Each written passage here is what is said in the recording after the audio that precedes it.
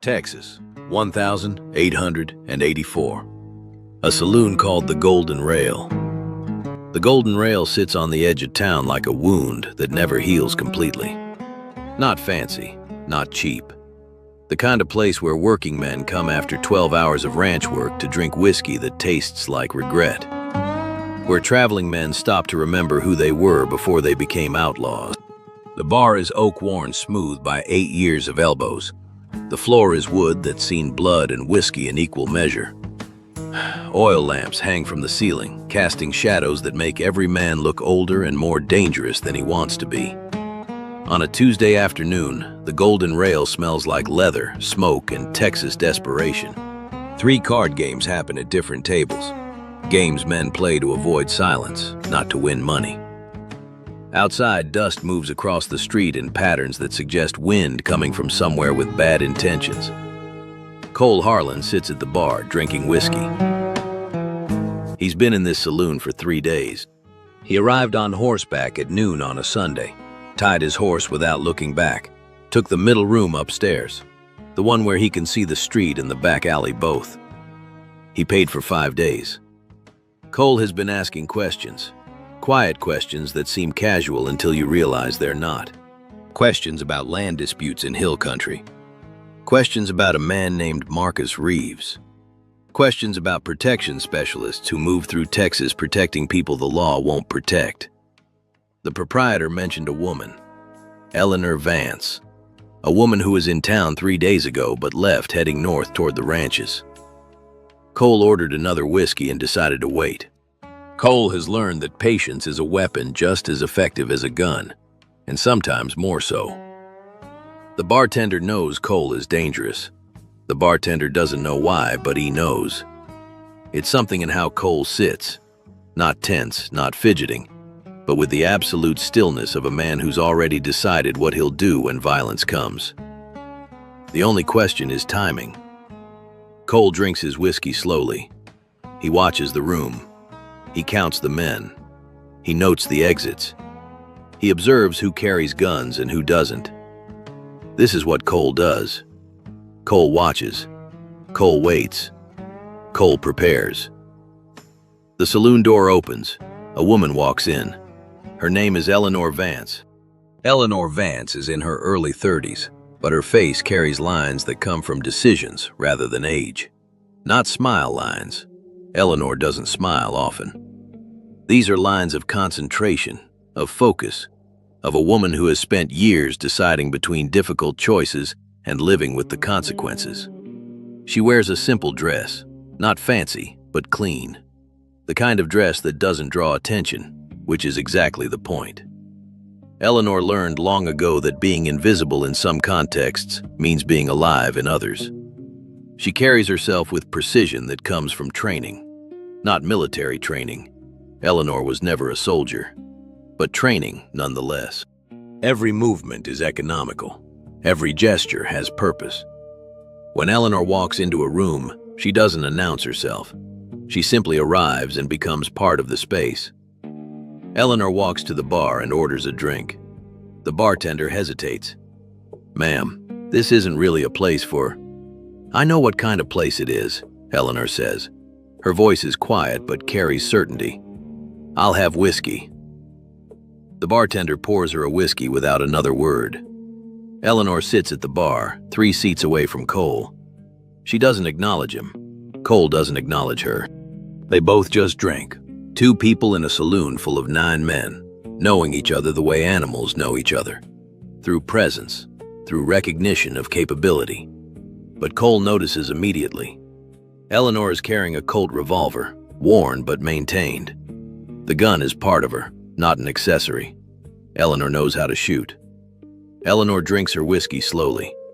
She's thinking about someone, a man named James Coleman. Eleanor has been protecting James for 3 months, moving him from town to town, staying ahead of the man who wants him dead, a man named Marcus Reeves. James Coleman tried to stop Marcus Reeves from beating a rancher to death.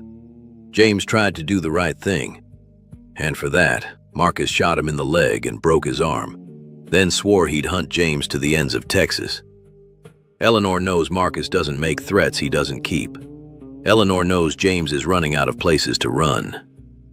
Eleanor knows that eventually Marcus will catch him, unless Eleanor finds another solution. The saloon door opens again. 4 men walk in. They're not local. They're wearing the clothes of men who've been on the road, dust on their shirts, worn leather, guns that are used.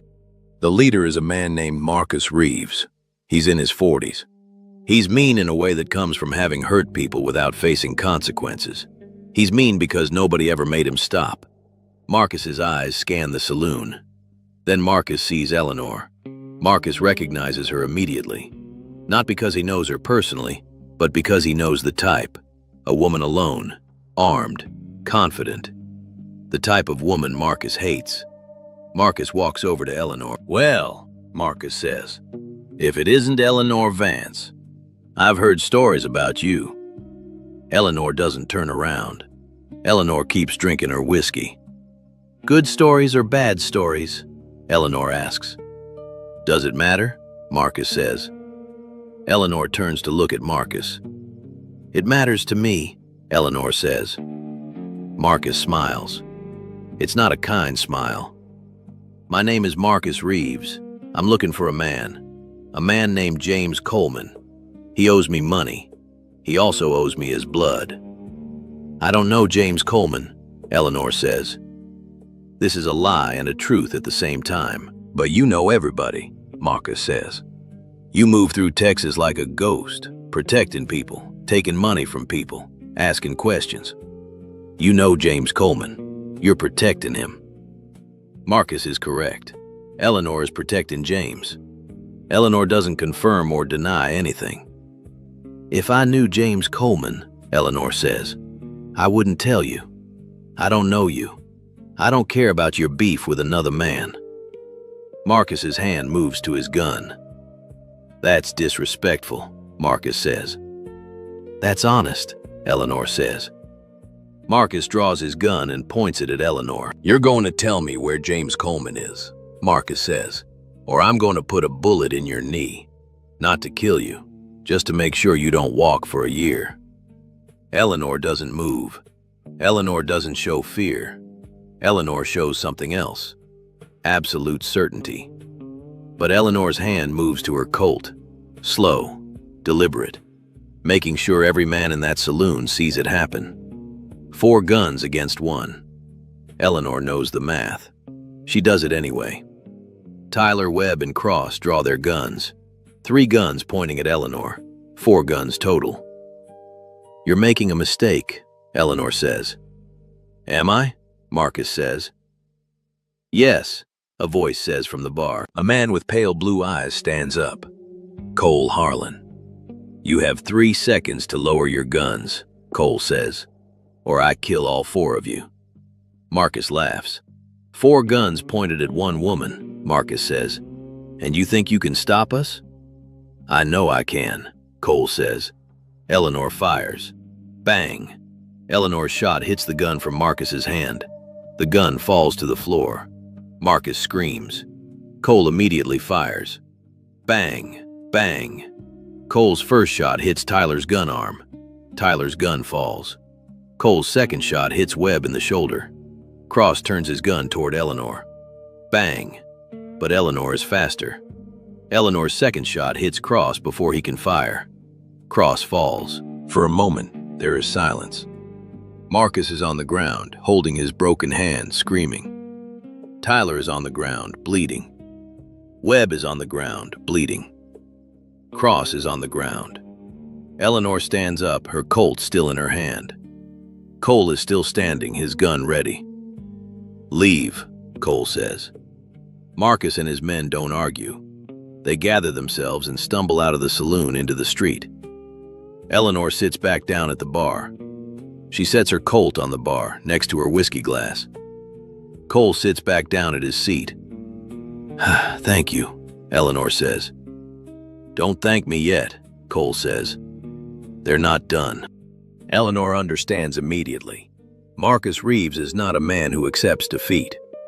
Marcus will be back, and next time, he'll be prepared. Eleanor stands up. "We should leave," Eleanor says. Cole nods. They leave the saloon together. Outside in the street, Cole and Eleanor talk. "My name is Cole Harlan," Cole says. "Eleanor Vance," Eleanor says. "And I know who you are." Cole is surprised. Not many people know his name. They walk to where their horses are tethered and mount. "James Coleman is real," Eleanor says as they ride north. "He's a man I was protecting. Marcus Reeves tried to steal a rancher's land, William Hale. When Hale refused to sell, Reeves beat him nearly to death. James tried to stop Reeves. Reeves shot James in the leg and broke his arm." Cole and Eleanor ride through the afternoon. Eleanor tells him about land grabbing in hill country, about how men like Marcus Reeves identify ranches they want, about how they approach the owner with an offer to buy, about what happens when the owner refuses.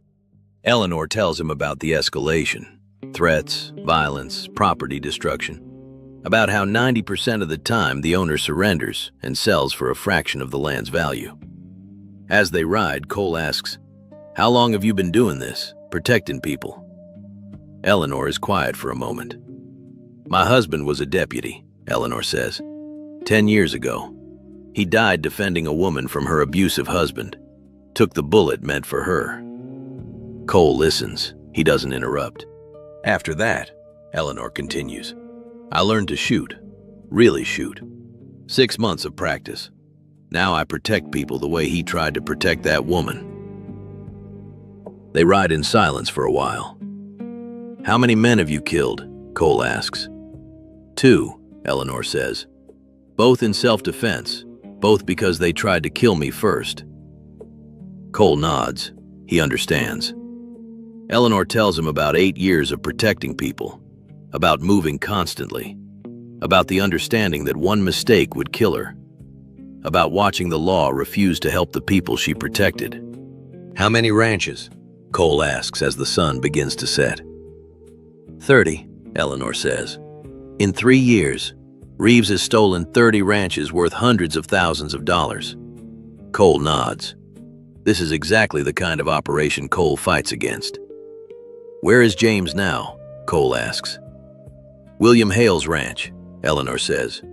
30 miles north. James is there recovering." Cole nods. "Then we need to get there before Reeves does," Cole says.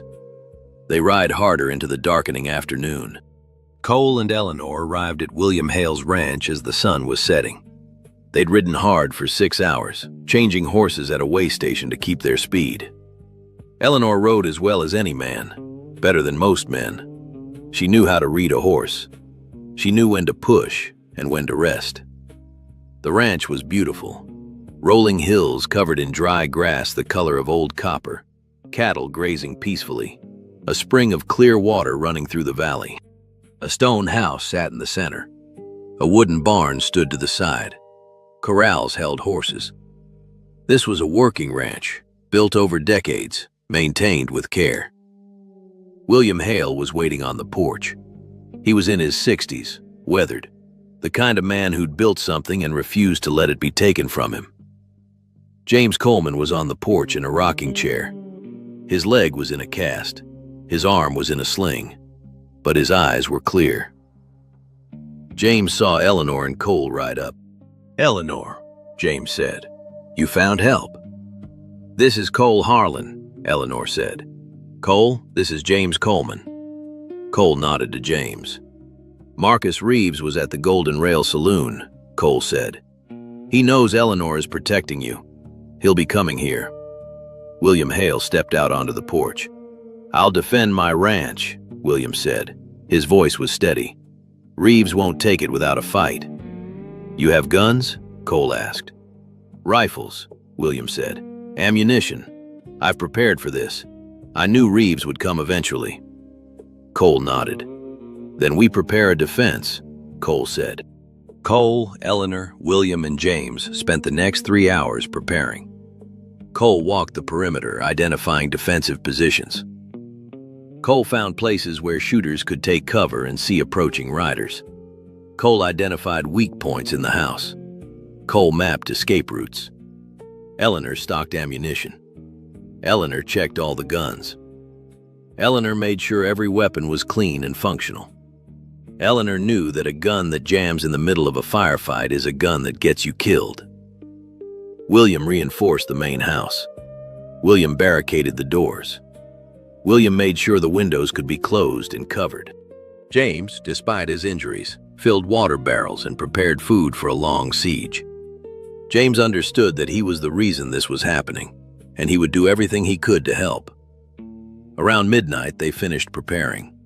Every gun was ready. Every position was identified. Every defensive strategy was established. Eleanor and Cole sat on the porch of the ranch house watching the prairie in the darkness.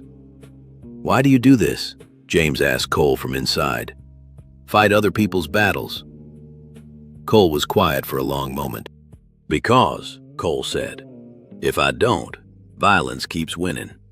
Power keeps winning." Eleanor understood that Cole was the same kind of person she was, someone who fought not for payment, but because fighting was necessary. "Thank you," Eleanor said to Cole. "Don't thank me," Cole said. "Not yet." Hours before dawn, Eleanor and Cole couldn't sleep. They sat on the porch, watching the darkness, understanding that when sunrise came, everything would change. Cole thought about the men who would come. 12 of them, Marcus had implied.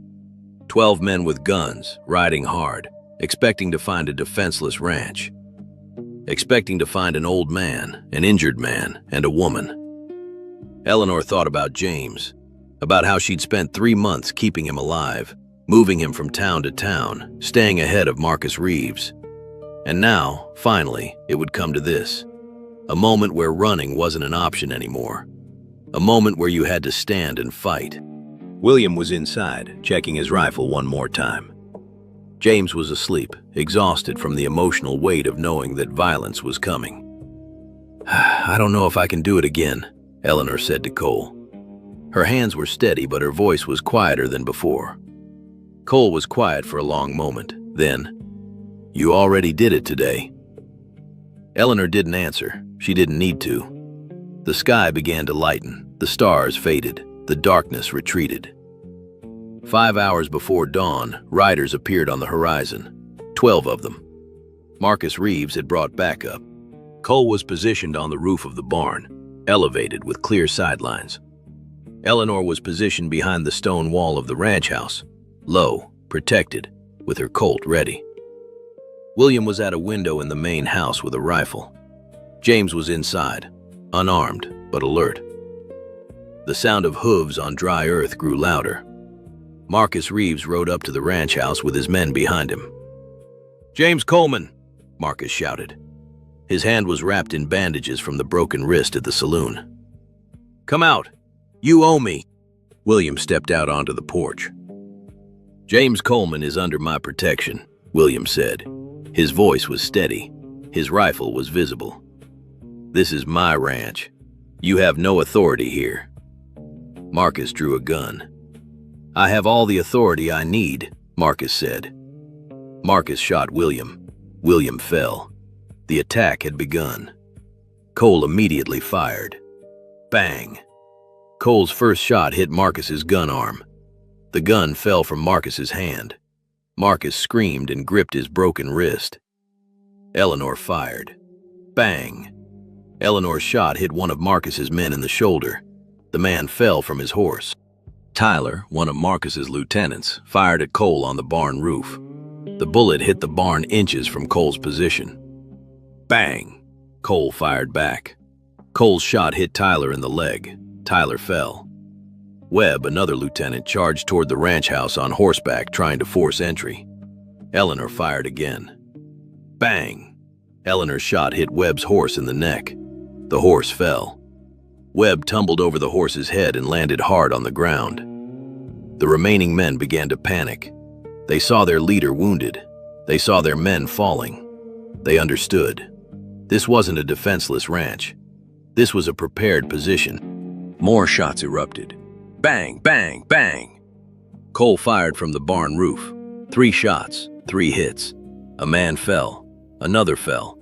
A third screamed and rode away. Bang, bang! Eleanor fired from behind the wall. 2 shots, 2 hits. 2 men fell. One of Marcus's men tried to flank Cole on the barn roof. Cole saw the movement and fired. Bang! The man fell backward. The gunfight became chaos. 12 men trying to assault a prepared position defended by 2 expert shooters. The mathematics of the situation became clear within seconds. The attackers had lost their advantage. Marcus screamed orders that nobody followed. His men were already retreating. The attack lasted 4 minutes. Marcus and 2 other men, the only survivors of the 12, rode away, screaming orders to those who could still move.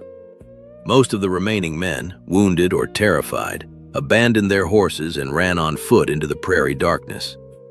One man raised his hands in surrender rather than continue fighting. Cole climbed down from the barn roof. Eleanor emerged from behind the wall. They looked at each other across the space between them. 2 people who had just held off 12 men and won. The smoke from the gunfire hung in the air, settling slowly. The ringing in their ears was all that remained of the noise. The prairie had gone silent again. William was badly wounded. The bullet had hit his shoulder. William would live, but he'd be in pain for months. James came out of the house and helped Eleanor tend to William's wound. Eleanor bandaged William carefully, professionally. Eleanor had done this before. Tended wounds, stopped bleeding, saved lives. Cole made sure the battleground was secure. The dead were left where they fell. The wounded who remained were given water and basic care. 3 men who had tried to kill Eleanor and Cole now sat against the barn wall, bleeding but alive, understanding that their war was over. One of them, a young man barely out of his teens, looked at Cole with something between gratitude and shame. Gratitude for not being executed. Shame for having ridden with Marcus Reeves in the first place. By the time the sun was rising, the ranch was quiet. William was resting inside, his wound dressed. James was sitting with William, making sure he didn't die in his sleep. Cole and Eleanor sat on the porch, watching the sun rise over the prairie. The morning light caught the dust still hanging in the air, turning it golden. The grass below began to show its true color again, no longer shadowed by violence. "What will you do now?" Cole asked Eleanor. "I'll stay with James until he heals," Eleanor said. "Then I'll move on. There are always people who need protecting." Cole understood. Eleanor was like him, always moving, always fighting, never staying in one place. "Where will you go?" Eleanor asked Cole. "I don't know yet," Cole said. "Wherever the next fight is located." Eleanor smiled. It was a small smile, but it was genuine. "Thank you for staying," Eleanor said. "Thank you for shooting first," Cole said. Eleanor understood what that meant. In the saloon, she hadn't waited for Cole to act. Eleanor had made her own choice and executed it. That matters. Cole stayed at the ranch for one more day. He helped James and Eleanor make sure William's wound was properly treated. He made sure the ranch was secure and defensible against future attacks. He rode the perimeter with Eleanor, identifying additional defensive positions. He checked the ammunition stores and made sure there was enough for another siege. He spoke with James about what to do if Reeves came back. On the morning of the second day, Cole saddled his horse. Eleanor walked him to the gate. "I know what you are," Eleanor said. "I know what you're doing. Fighting violence, breaking power. I'm doing the same thing." Cole nodded. "If you ever need help," Eleanor said, "send word. I'll come." "Same to you," Cole said. Cole mounted his horse and rode north, toward whatever battle was coming next. Eleanor watched him disappear into the landscape. Eleanor walked back to the ranch house, where James was healing and William was recovering. Eleanor would stay there for 3 months, making sure they both survived. She would change bandages, she would prepare meals, she would ensure that infection didn't claim what violence hadn't. When James was healed enough to walk, when William was strong enough to work, Eleanor would move on. She would find the next person who needed protecting. She would find the next system that needed breaking. Marcus Reeves survived his injuries, but his operation was broken. The ranchers in Hill Country understood that resistance was possible. that a man named Cole Harlan and a woman named Eleanor Vance would stand against violence. Marcus Reeves moved his operations to another part of Texas, looking for easier prey. Places where there was no Eleanor Vance waiting in a saloon with a Colt revolver. Eleanor Vance continued her work for another 15 years. She protected merchants. She protected women fleeing dangerous situations. She protected ranchers against land grabbers. She killed 7 more men in self-defense. Each time the shooting was clean. Each time the men had chosen violence first. Eleanor never married. She never settled. She moved constantly, fighting men like Marcus Reeves wherever she found them. In 1899, Eleanor died the way she'd always lived, defending someone else. She was 47 years old. And here's what matters. Eleanor didn't die thinking about grand strategy or changing Texas. Eleanor died protecting James Coleman in a moment. That's how it always works. Not ideology, not philosophy. Just, this person right now needs help. Eleanor helped. That's what legends are made of. Not perfect people making perfect choices, but ordinary people making hard choices in moments that matter. Cole Harlan rode north toward whatever battle was coming next. That's what legends do. They move constantly. They fight constantly. They never settle, but they matter. Eleanor Vance mattered. Cole Harlan mattered. Because they showed people that resistance was possible. Comment below. Who's a person you know who fights for what's right? Who stands against injustice when it would be easier to stay silent? Tell me about them. Because people like Eleanor Vance deserve to be remembered. Not as curiosities, not as exceptions, but as people who understood that fighting was necessary. So they fought. Like if Eleanor's story deserves to be remembered, subscribe for the next Cole Harlan story. Each one is another piece of this war against violence and power. Tell me your country. Where does Cole's legend reach? Watch the other episodes on Silver Dollar. Each one teaches something different about how power works, how systems function, what happens when ordinary people fight them. See you on the next road.